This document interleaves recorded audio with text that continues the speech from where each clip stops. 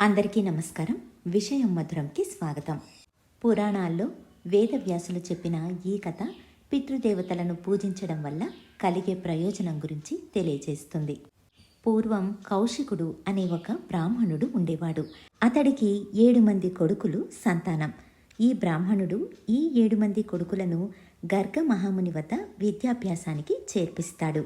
పూర్వం విద్యాభ్యాసం అంటే ముందుగా శిష్యులు గురువుకు శుశ్రూష చేసి అటుపై విద్యాభ్యాసాన్ని నేర్చుకునేవారు.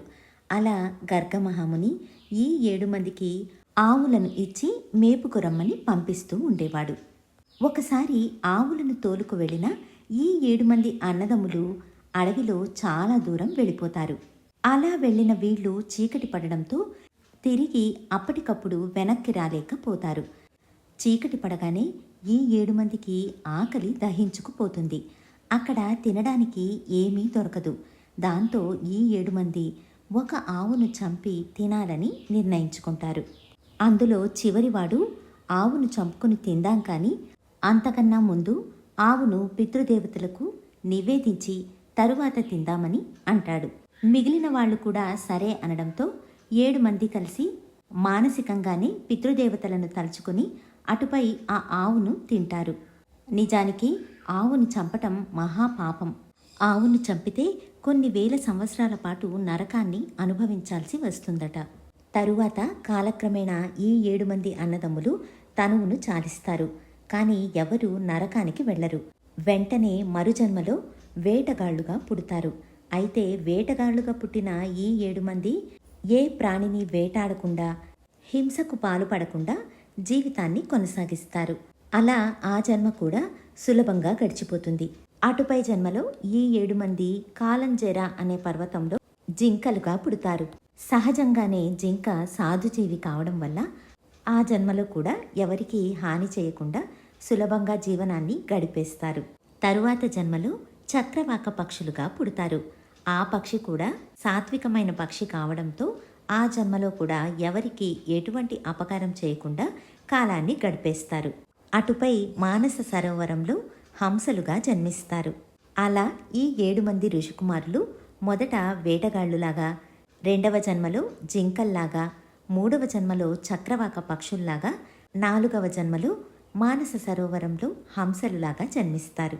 అలా ఆ 7 హంసలు మానస సరోవరంలో జీవిస్తూ ఉండగా ఒకసారి చంద్రవంశపు రాజైన విభ్ర మహారాజు అక్కడికి వస్తాడు. అలా మానస సరోవరంలో స్నానానికి వచ్చిన విభ్రాజును ఈ 7 హంసలు చూస్తాయి. రాజు రథం, అతని అనుచరులు ఆ వైభోగాన్ని చూసిన 7 హంసలలో చివరి హంస అంటే అందరికన్నా చిన్నవాడైన ఋషికుమారుడు నాకు వచ్చే జన్మలో ఈ రాజువంశంలో రాజుగా పుట్టాలని ఉంది అని అంటుంది.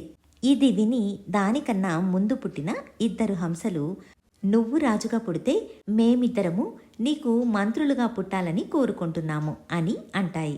ఇది విన్న మిగిలిన 4 అన్నదమ్ములు రాజు మంత్రులుగా పుట్టి ఏం సాధించాలని అనుకుంటున్నారు? మరుజన్మ ఉన్నట్లయితే గనక మేం 4 పండితులుగా పుట్టాలని అనుకుంటున్నాం. అది కూడా పుణ్యక్షేత్రమైనటువంటి కురుక్షేత్రంలో బ్రాహ్మణులుగా పుట్టి వేదాభ్యాసం చేసి జ్ఞానాన్ని సంపాదించాలని కోరుకుంటున్నాం అని అంటాయి. అలా ఈ 7 మంది హంసలు కోరుకున్నట్టుగానే జరిగింది. అందులో చివరి హంస కాంపిల్య నగరంలో బ్రహ్మదత్తుడుగా పుట్టాడు. బ్రహ్మదత్తుడు కాంపిల్య రాజ్యానికి రాజై పెళ్లి చేసుకుని 2 కొడుకులను సంతానంగా పొందుతాడు. ఆ 2 పేర్లు సర్వసేన, విశ్వక్సేన. అలాగే తన ముందు 2 అన్నదమ్ములు తాము కోరుకున్నట్టు బ్రహ్మదత్తుడికి మంత్రులుగా వ్యవహరిస్తూ ఉంటారు. ఇక బ్రహ్మదత్తుడి కొడుకులైన సర్వసేన, విశ్వక్సేన కూడా యవ్వనానికి వస్తారు. అలాంటి సమయంలో బ్రహ్మదత్తుడి జీవితంలో ఒక సంఘటన జరుగుతుంది. అదేంటంటే బ్రహ్మదత్తుడు ఒకసారి మంచంపై గోడకు తిరిగి పడుకుని ఉండగా అతడు వరుసగా వెళ్తున్న కొన్ని పురుగులను చూసి నవ్వుతాడు. ఇది గమనించిన భార్య సన్నతి ఎందుకు నవ్వుతున్నావని అడుగుతుంది.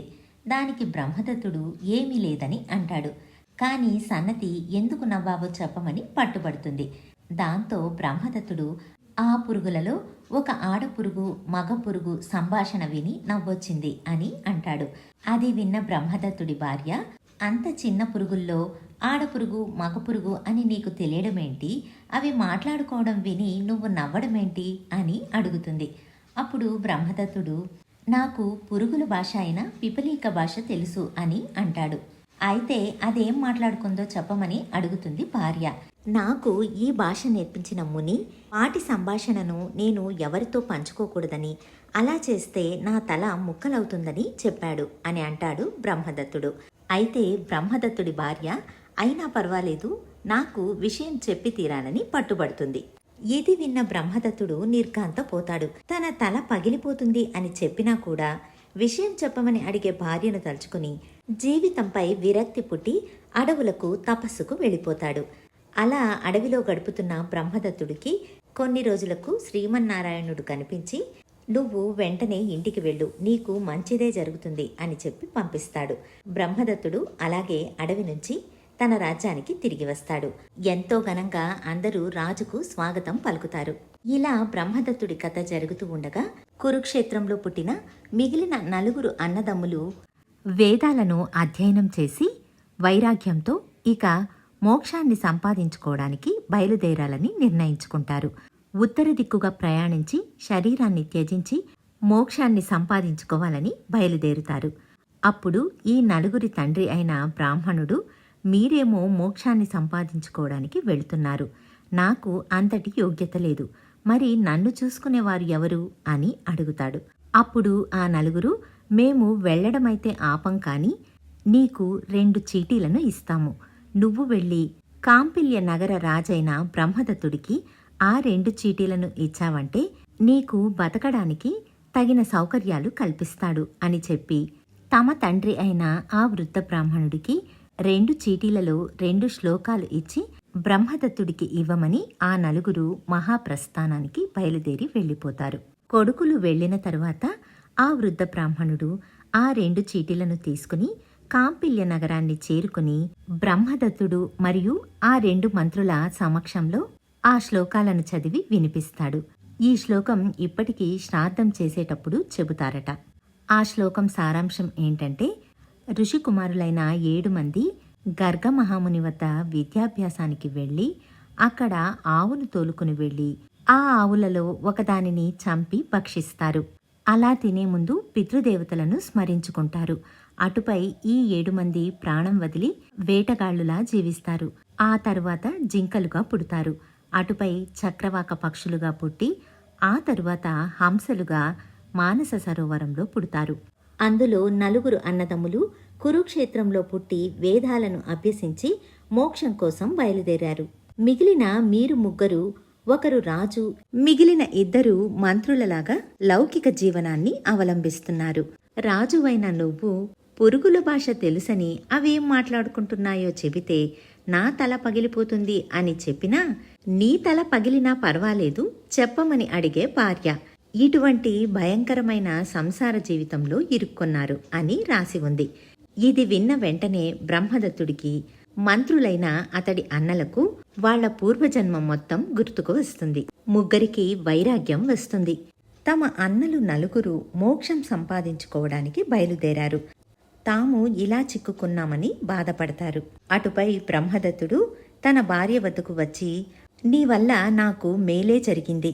ఆ రోజు నువ్వు తల పగిలినా పర్వాలేదు చెప్పమని అనడం వల్ల నేను వైరాగ్యంతో అడవికి వెళ్ళాను. అలా వెళ్ళిన నాకు నారాయణుడు కనిపించి ఇంటికి వెళ్ళమని, మంచే జరుగుతుందని చెప్పాడు. అలా నారాయణుడి మాటలు విని నేను ఇక్కడికి రావడం వల్ల నాకు నా పూర్వజన్మ మొత్తం తెలిసి వచ్చింది.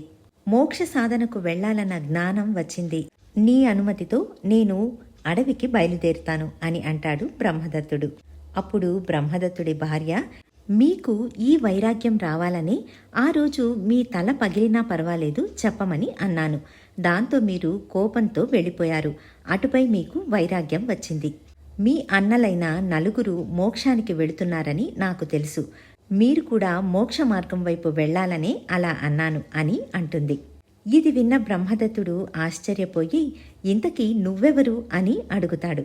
అప్పుడు బ్రహ్మదత్తుడి భార్య, మీ 7 మంది ఋషికుమారులు తిన్న ఆవునే నేను అని అంటుంది. బ్రహ్మదత్తుడికి ఇంకా ఆశ్చర్యం వేసి, మరి అలాంటప్పుడు మాపై పగ ఉండాలి కానీ మమ్మల్ని మోక్ష మార్గం వైపు తీసుకెళ్లాలని ఎందుకు ప్రయత్నిస్తున్నావు అని అడుగుతాడు. దానికి సన్నతి, మీరు గోవును చంపి గోమాంస తిన్న మాట నిజమే. అయితే ఆ గోమాంస తినే ముందు మానసికంగా పితృవులను పూజించారు. ఆ పితృవుల ప్రేరణ వలనే నేను మీ భార్యగా పుట్టి మిమ్మల్ని మోక్షానికి పంపిస్తున్నాను అని చెబుతుంది. ఇది పితృదేవతల మహిమ. కేవలం మానసికంగా చేసినందువల్లే ఇంత లాభాన్ని పొందారు. ఇక విధిగా శ్రద్ధగా శ్రాద్ధం చేసిన వాళ్ళకి ఇంకెంతటి లాభం ఉంటుందో ఊహించుకోవచ్చు. ఇదంతా విన్న బ్రహ్మదత్తుడికి నిజంగా వైరాగ్యం వచ్చి తాను అడవికి వెళ్లాలని నిర్ణయించుకుంటాడు.